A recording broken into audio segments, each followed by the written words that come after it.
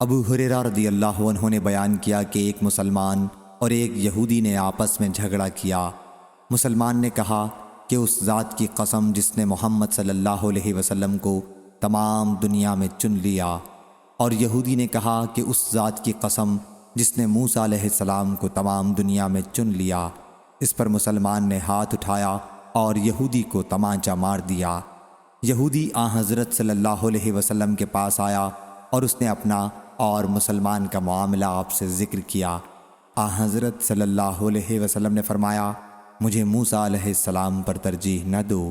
تمام لوگ قیامت کے دن پہلا سور پھونکنے پر بے ہوش کر دیے جائیں گے، پھر دوسرا سور پھونکنے پر میں سب سے پہلے بیدار ہوں گا، لیکن میں دیکھوں گا کہ موسیٰ علیہ السلام عرش کا ایک کنارہ پکڑے ہوئے ہیں۔